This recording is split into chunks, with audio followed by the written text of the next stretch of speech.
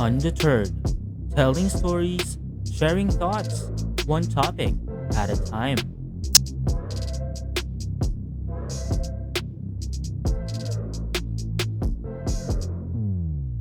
Hi, this is Undeterred by Ken, and welcome to the podcast.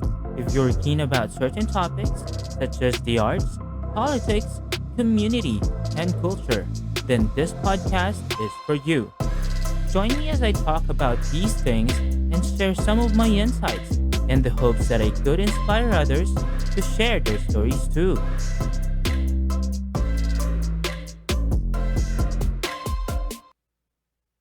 Good evening, everyone. I am Ken, and you're listening to Undeterred. Welcome to our very first ever live stream. Before anything else, I would like to thank everyone who's streaming. Also, I would like to acknowledge my listeners' overwhelming support on the release of the show's trailer episode. I hope you guys picked up a thing or two about me. And speaking of me, let's talk about what's on my list. Let's get through the things that we will be talking about tonight, shall we? Since we are doing this episode live tonight, I encourage everyone to interact with me in the comment section.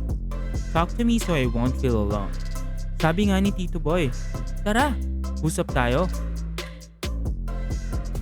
To everyone who's listening, to the titos and titas of Manila who are working really hard to stay sane during these trying times, this episode is for all of you.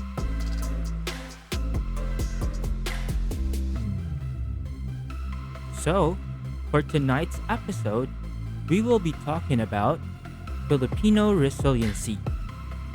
Yes, tonight's episode is about you, me, and all of the 104 million Filipinos here and abroad. Dumami na yata gawa ng pandemic eh. Tonight, it's all about our resilience and the unwavering Filipino spirit. Here are some questions that hopefully get answered at the end of this podcast. When did it start? How does it start? How does it look like then in comparison to how it is now? Is it changing? And if it is, to what direction is it shifting? What are the boundaries of Filipino resiliency? What are its pros and cons? Does Filipino resiliency classify as a toxic Filipino culture? Should we cancel it altogether? I don't want to keep you waiting, so let's start with the origins of Filipino resiliency.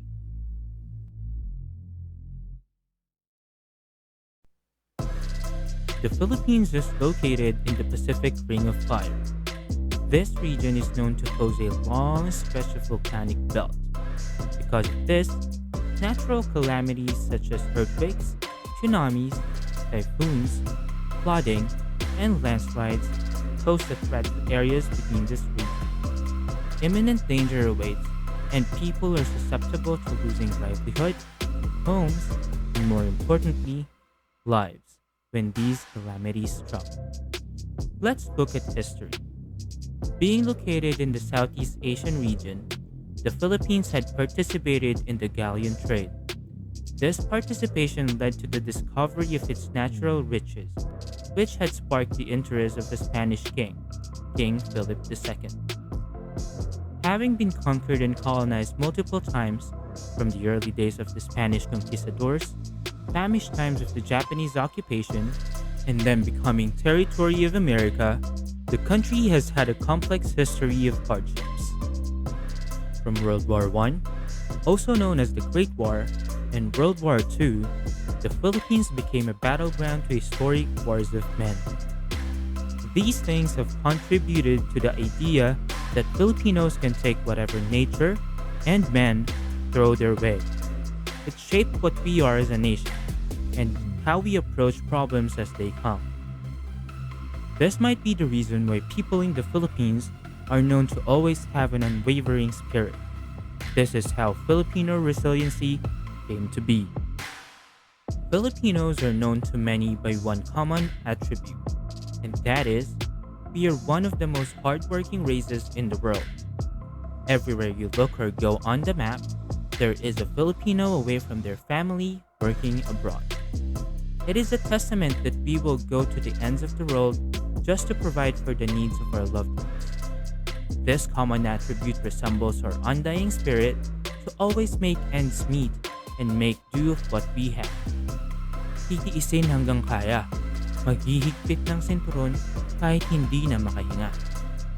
Before, our ancestors would do their best to survive natural calamities and still flash the sweetest smile despite disasters being thrown at them left and right. If help comes, they will be grateful, but they never really relied on those to survive. We are known to have the best coping mechanism. We are easy to adapt and would pretend to be okay when in fact we are not.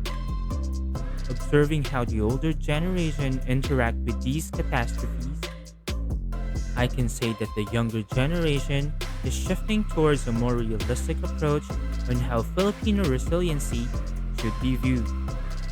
It is imperative that we distinguish when to be strong and when to ask for help, when to say it's okay, and when to hold people accountable for their actions. Hindi pwedeng puro pagtitiis na lang. Hindi pwedeng laging pairalin ng Filipino resilience sa lahat ng panahon at pagkakataon. We must start asking our leaders about the services it has for its people. That is long overdue, and I'm glad we are doing it now. Because if we will never ask, we will never receive. We deserve better services and planning to avoid the same effects every time an impending catastrophe looms. Disaster preparedness is something our neighboring countries have an advantage over us. They are more equipped in handling natural calamities when they come. This is because of better planning and years of research. Their disaster preparedness model is from patterns and historical data. I am not saying ours are not backed by the same. What I am saying is, they are doing it better than us. They are investing in technologies which will give them the best information so they can make well thought out policies to combat calamities in the future. Their leaders are making sound decisions based on what the people need. By doing this, they're giving their people a better chance to survive disastrous events like Typhoon Yolanda, Ondoy, or Ulysses. Now that we have established where Filipino resiliency started and compared how it was then and how it is now, let us discuss its pros and cons. Filipinos are often compared to a type of grass. Yes, we are pliant like a bamboo. If strong winds come, we will bend but never break. This is one of the positive things Filipino resiliency had been teaching us. It taught us numerous times how to be flexible in more ways than one. That we will adapt to whatever circumstance we're in.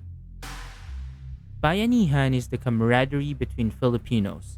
It gives us hope that despite the bad things happening, we have each other's back. May tutulong at tutulong sa oras ng kagipitan. May unos man o wala, ang pagbabayanihan ay isa sa kulturang tatak Pinoy. The bayanihan culture brings out the best in us. Our willingness to help others is bringing us closer.